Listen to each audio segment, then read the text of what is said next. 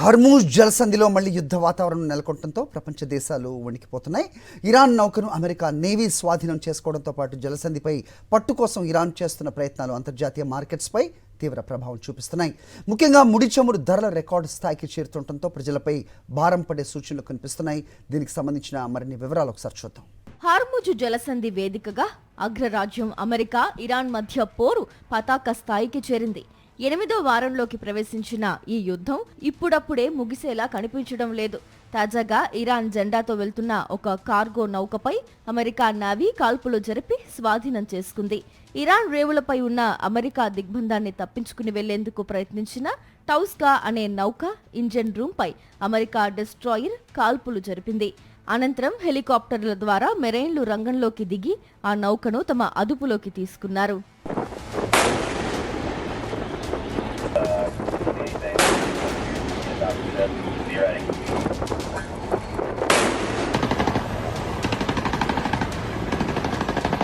మరోవైపు ఇరాన్ కూడా వెనక్కి తగ్గడం లేదు. శనివారం నాడు 2 భారతీయ నౌకలపై దాడులు జరగడం కలకలం రేపింది.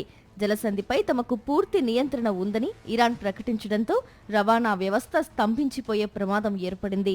ప్రపంచవ్యాప్తంగా సరఫరా అయ్యే 1/5 చమురు ఈ మార్గం నుంచే వెళ్లాల్సి ఉండటంతో ప్రపంచం మొత్తం ఆందోళన చెందుతోంది. ఈ ఉద్రిక్తతల ప్రభావం మార్కెట్లపై స్పష్టంగా కనిపిస్తోంది. అంతర్జాతీయ మార్కెట్లో బ్రెంట్ క్రూడ్ ధర ఒక్కసారిగా 6% పెరిగి $96లకు చేరింది.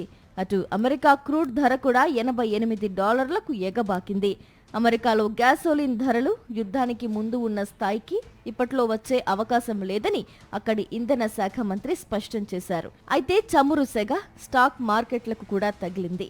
S&P 500 futures 1% పతనమైంది. అటు భారతీయ మార్కెట్లు కూడా ఈ పరిణామాలను నిశితంగా గమనిస్తున్నాయి.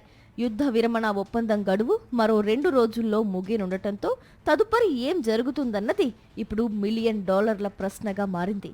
పాకిస్తాన్ వేదికగా చర్చలు జరిపేందుకు అమెరికా బృందం వెళ్తున్నప్పటికీ ఇరాన్ దానికి సానుకూలంగా స్పందిస్తుందా లేదా అన్నది వేచి చూడాలి.